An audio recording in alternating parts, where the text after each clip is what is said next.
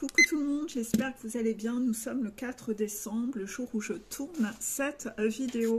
Je vous ai publié ce matin la révision 7 à visionner. Et là, ça va être un peu la suite. Ça sera la révision 8 pour le coup. J'espère que vous, ça va. Je suis un peu en train de rechanger un peu tout mon emploi du temps pour me réorganiser autrement, pour réussir à vous tourner de nouveau des vidéos, faire comme je peux. D'un autre côté, il y a tout un stock de vidéos qui en attendent, et là, il y a cette semaine des vidéos qui vont sortir, qui sont du mois de septembre, encore, de mi-septembre. Ceci dit, notamment la vidéo sur les papillons de nuit qui avait été tournée le 15 septembre, donc vous voyez, ça date. Ceci dit, il y a eu une période après, où je n'ai pu trouver le temps de tourner des vidéos. Donc de toute façon, j'essaye de recréer un stock avec des vidéos, surtout que j'ai plein de thématiques à aborder, mais c'est le manque de temps. D'un autre côté, à la date où je vous parle, sur l'autre support où je mets mes articles, donc sur Facebook, vous pouvez me demander en ami sur Facebook. Sur Facebook, j'ai publié hier la capsule numéro 14, où justement on parle un peu de chambouler ses plans, oser se réorganiser autrement, il faut prendre des notes. Vous voyez, j'ai des notes, j'ai des post-it, j'ai des listes un peu partout pour décharger ma charge mentale.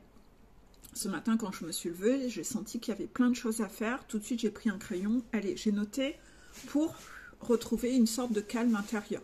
C'est des habitudes que vous devez prendre pour être efficace. Il n'y a pas, sinon vous allez péter un câble, vous allez vous sentir éparpillé, votre tête remplie et ça va vous stresser. Un crayon, des feuilles pour penser à faire des choses, stabiloter, barrer, rayer, ça vous permet de savoir ce que vous avez fait, ce qu'il vous reste à faire. C'est la base. À côté de ça,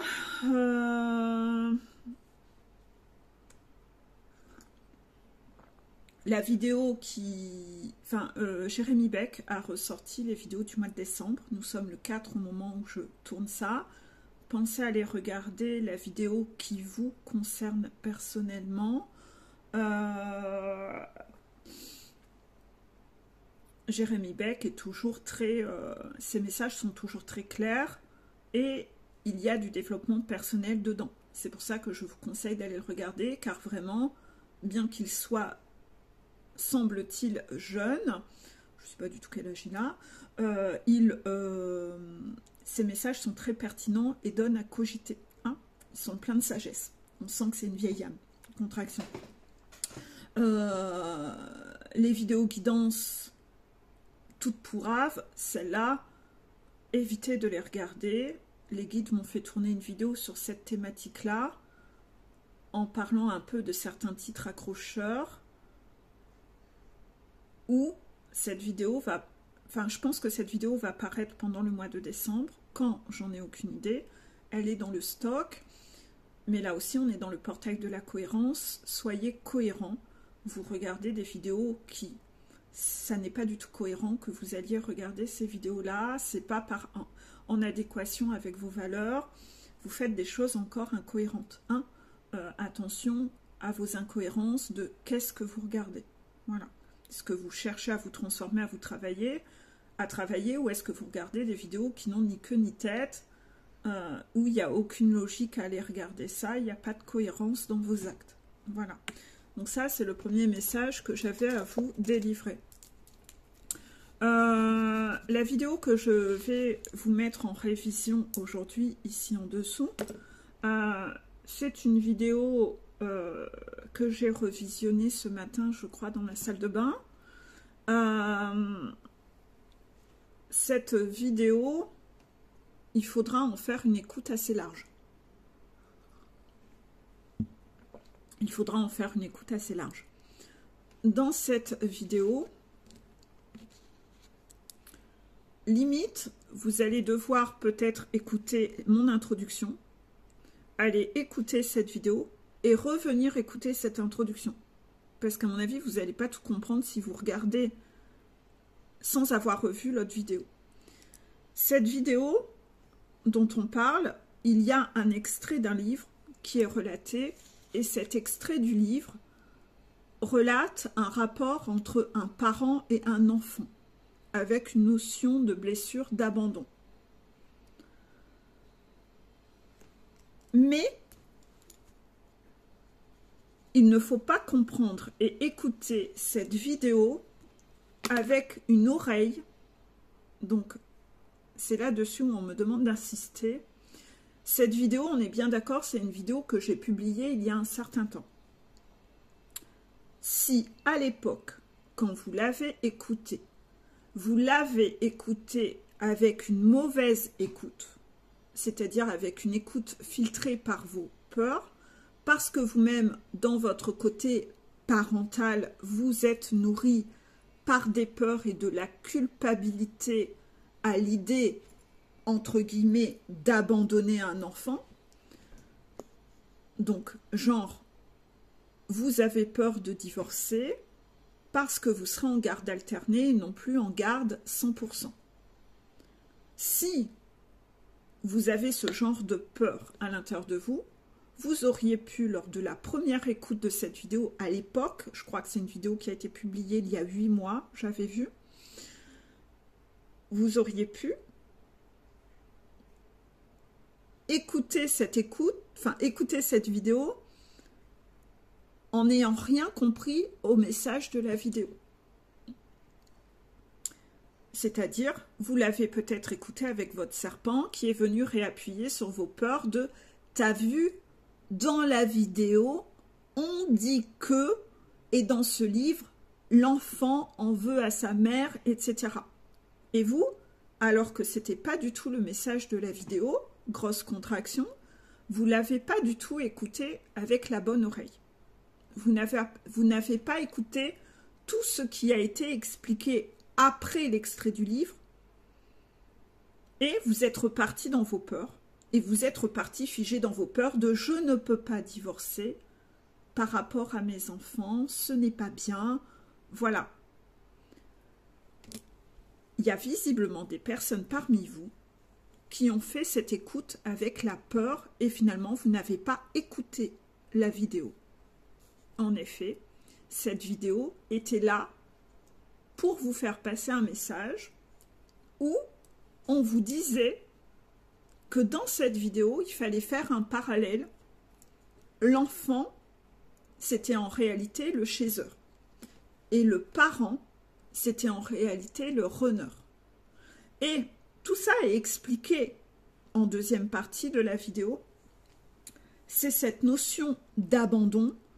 Quand le runner abandonne son chaser, le chaser se met en surprotection parce que ce n'est pas les portes ouvertes et le runner ne fait que ça. Partir, revenir, partir, revenir, partir, revenir. Alors le chaser, il se prend coup de poignard, il revient, coup de poignard, il revient, coup de poignard, il revient. À un moment, le chaser en a un peu plein le cul. Il se met en mode protection. Et tout cet extrait de cette vidéo était pour expliquer ça au runner. Pour que le runner comprenne que son chaser, au fil du temps, il n'est plus pareil. Parce qu'à chaque fois, lui, le runner, a une part de responsabilité. Il donne des coups de poignard, pan, pan, pan, pan, pan, au chaser.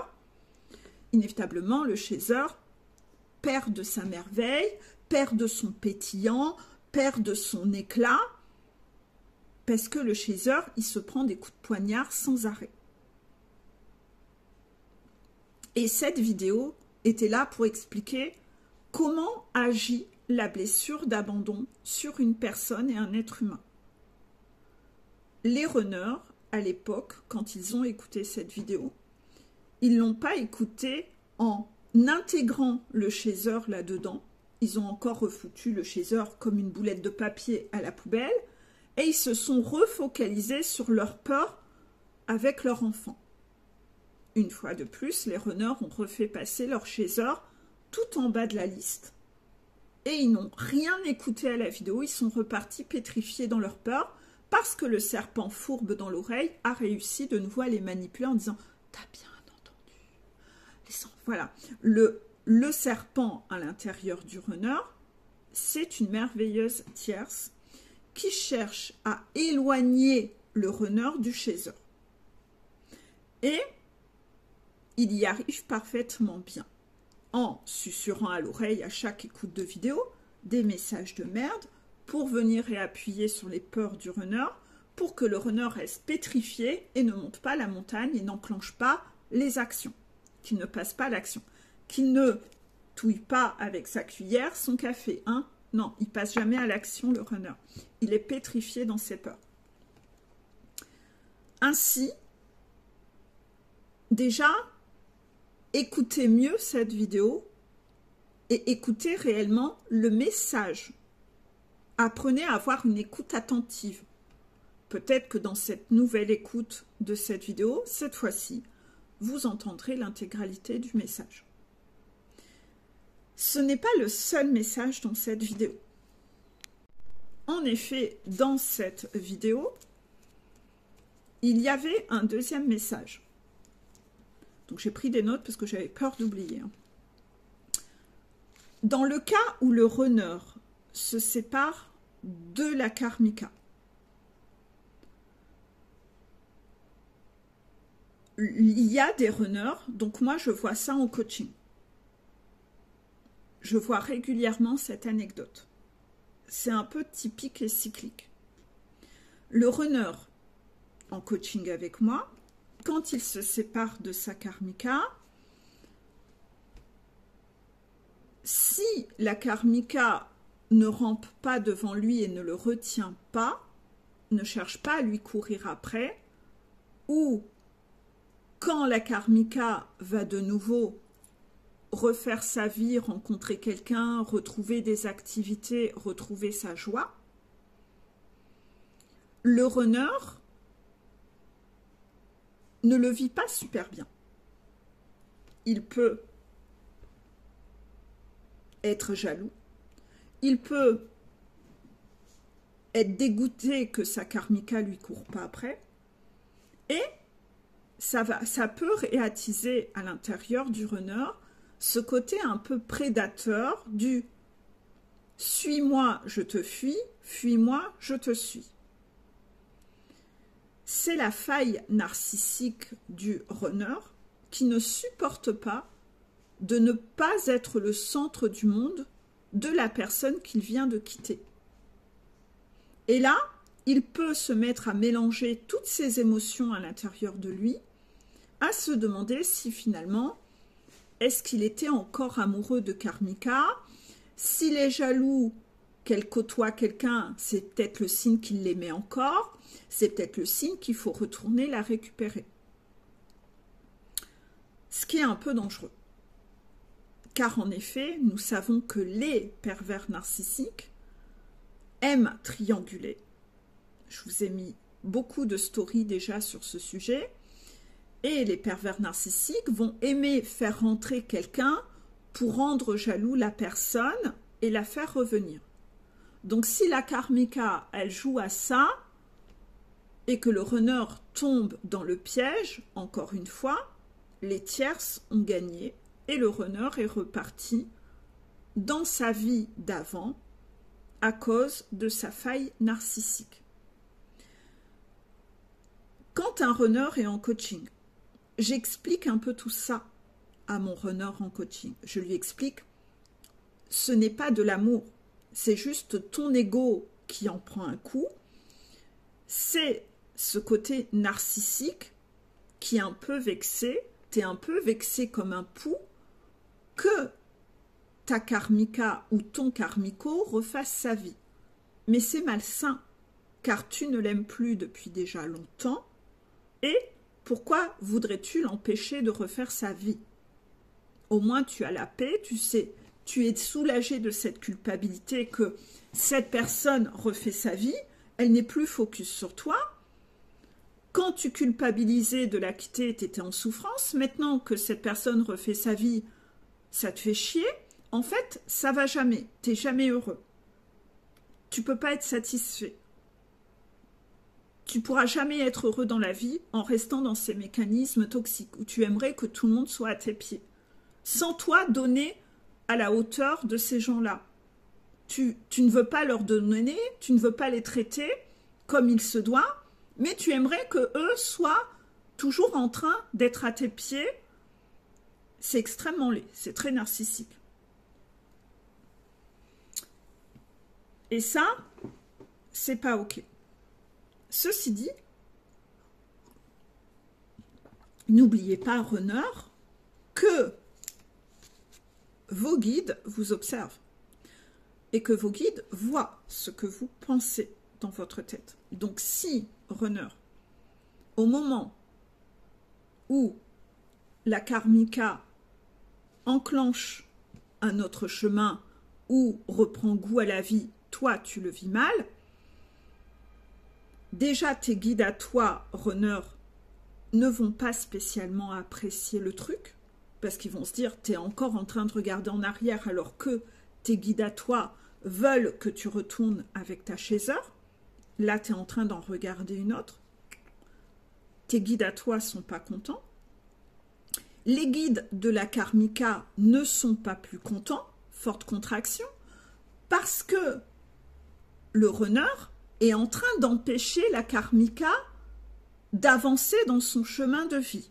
Donc le runner devient une tierce qui retient comme un pervers narcissique qui ne lui a jamais donné quand ils étaient en couple.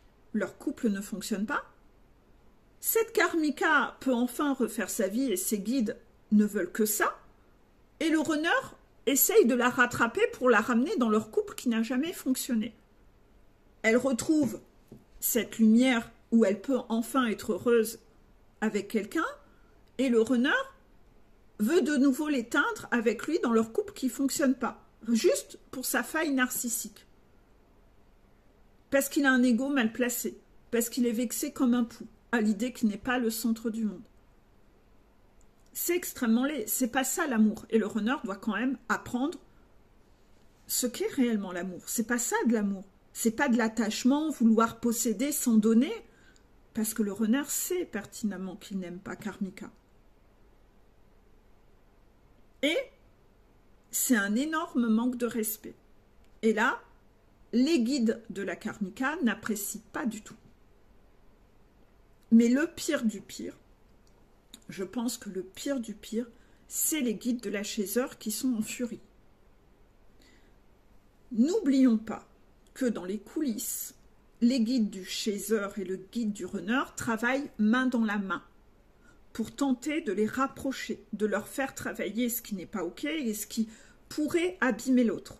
Quand ils sont en phase de séparation, on essaye de leur faire travailler chacun individuellement. Toi, tu vas gommer ça parce que ça peut abîmer le runner. Et le runner, toi, tu vas travailler ça car ça peut abîmer le chaser. On les fait travailler chacun de leur côté. Et vous êtes observés. Par moment, les guides du runner vont toc toc toc, guide du chaser. Il n'a pas même évolué, il mériterait qu'on les remette un peu en contact tous les deux. Contraction. Les guides du chaser vont se dire, ok, observons-le. Et là, qu'est-ce qu'ils observent?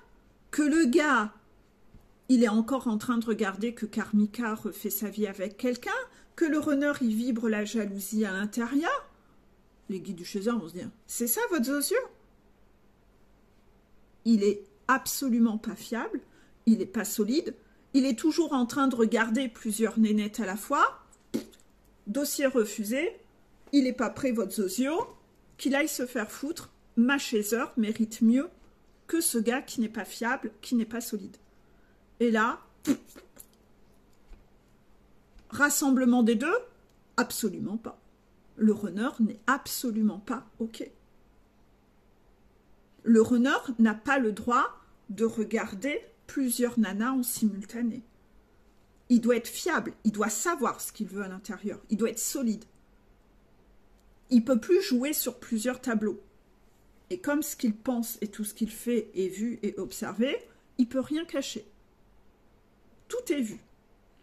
Donc, c'est pas OK.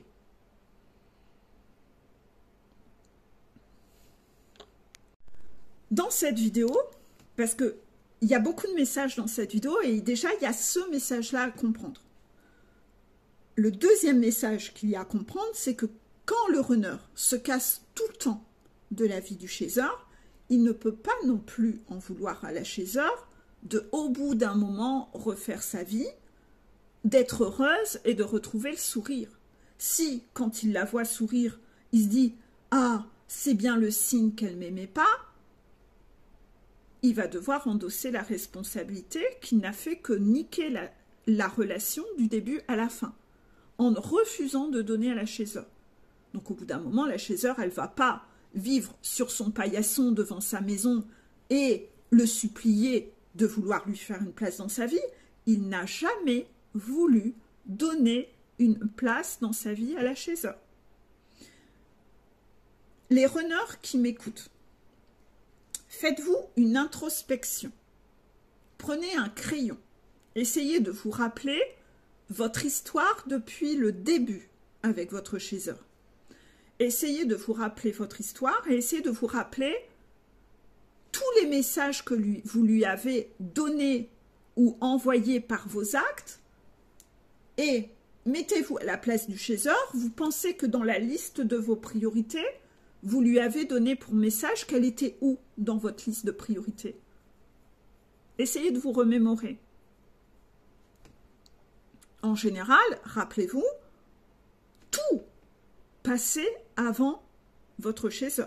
Elle, c'était vraiment la fin de la fin de la fin, et il fallait surtout qu'elle se taise, qu'elle ne réclame rien, qu'elle n'ose pas verbaliser quoi que ce soit. Parce qu'à chaque fois qu'elle a verbalisé quelque chose, vous l'avez punie. Il fallait qu'elle reste une serpillière à se contenter des miettes. À chaque fois, vous avez toujours été dans le côté punitif. Vous avez toujours puni votre chaser. Et c'est votre façon de fonctionner, pour que chacun ne dérange pas. En principe, même dans votre parentalité, vous fonctionnez comme votre mère, toxic mama. Vos enfants ne doivent pas trop déranger. Les gens ne doivent pas trop déranger autour de toi, runner.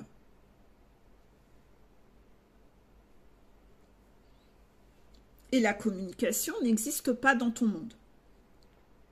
C'est toi qui dois contrôler tout le monde. Et tout ça, c'est à travailler.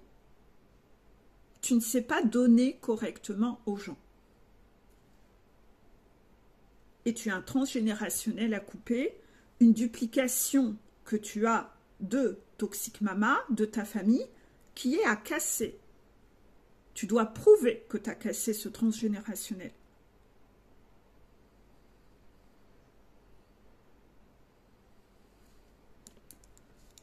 Tu peux donc pas, quand tu vois ta chaser retrouver vie, commencer à la juger en silence parce que je me doutais bien que c'était une grosse connasse, qu'elle m'a manipulée, qu'elle en avait rien à foutre de ma gueule, alors que toi, le problème vient de toi. C'est toi qui lui as montré que tu n'en avais rien à foutre de sa tronche.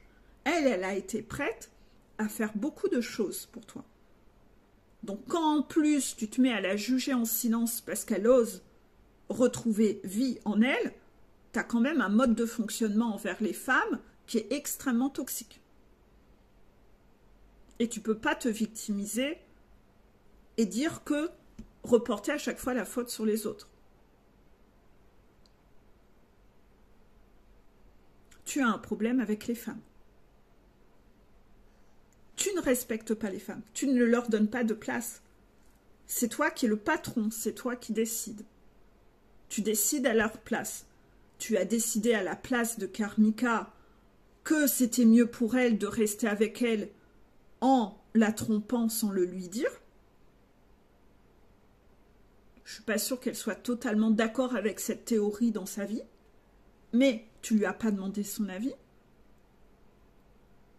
Tu décides à la place de tes enfants que c'est mieux que papa-maman restent ensemble alors que c'est un couple pourri, et tes parents, tes enfants vont en payer les pots cassés de cet exemple qu'ils auront eu sous les yeux. Le problème, c'est que ça, tu vas le constater trop tard.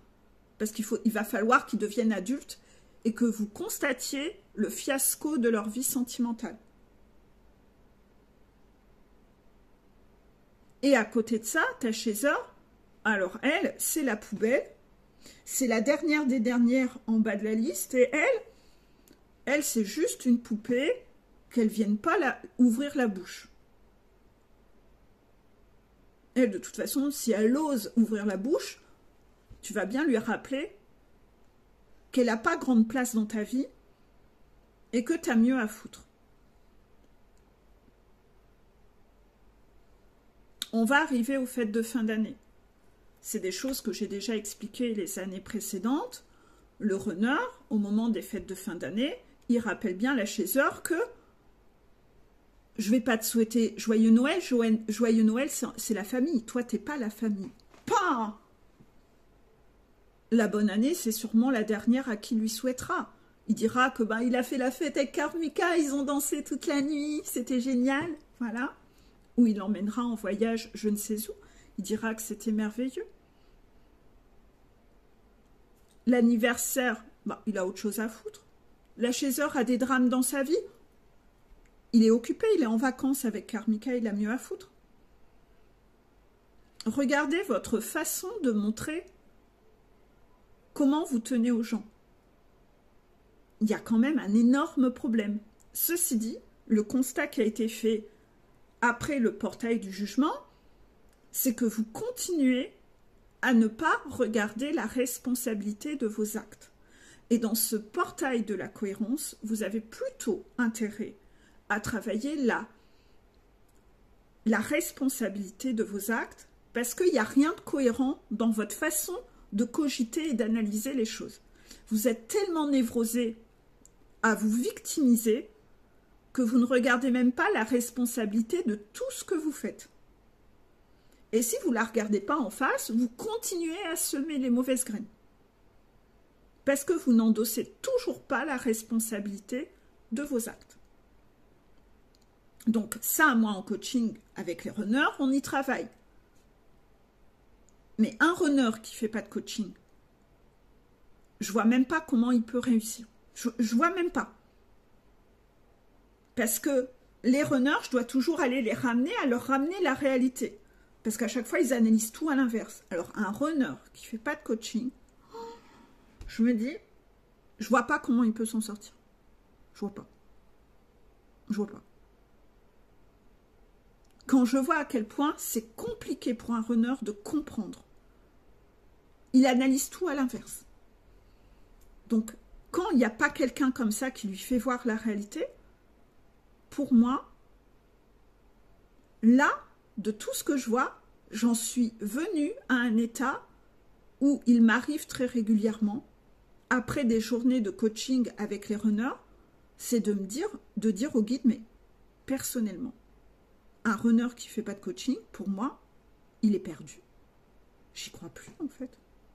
Je vois pas comment il peut s'en sortir. C'est des runners qui comprendront sur leur lit de mort. Je vois pas. Je vois pas. À un moment, on perd foi. C'est normal. Bon, après, j'ai pas à les sauver, hein. Moi, je fais mon job, hein, et j'aide ceux qui veulent bien être aidés. Mais le nombre de choses qui sont pas du tout analysées, qui sont compris à l'inverse,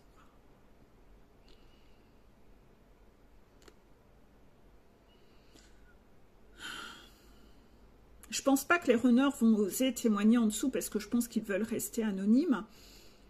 Mais si, toutefois, il y en aurait qui auraient un pseudo et qu'on ne devine pas qui ils sont ou qui s'en fichent et qui assument, dites-le, le nombre de choses où je vous remontre la réalité parce que vous avez tout compris à l'inverse.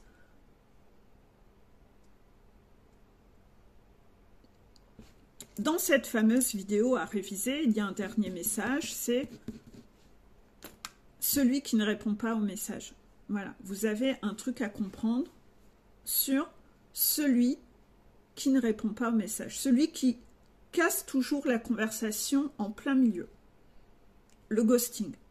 le fait de ne pas répondre aux messages. On en reparle dans cette vidéo. Réécoutez bien ce message. Prenez des notes sur là, cette intro que je vous fais. Elle est longue, c'est une intro de 30 minutes avec des compléments d'infos sur cette vidéo. Et les guides disent, de plus en plus, on va faire ça parce que les vidéos, quand je les ai publiées, il y a des gens qui ont tout compris à l'inverse. Et là, je vais devoir refaire des compléments d'infos de ces vidéos-là quand je vous fais mettre des révisions pour vous apporter un complément d'infos sur la vidéo.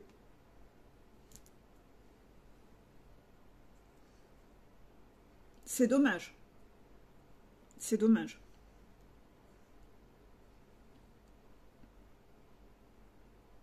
Parce qu'après, on ne peut pas non plus faire des vidéos de 2 heures en disant « Attention, là, il faut comprendre ça et pas qu'on... » Sinon, on ne s'en sort pas, en fait. Mais là, les guides ont constaté que cette vidéo de cette époque-là, il y avait vraiment besoin de la réécouter avec la bonne oreille.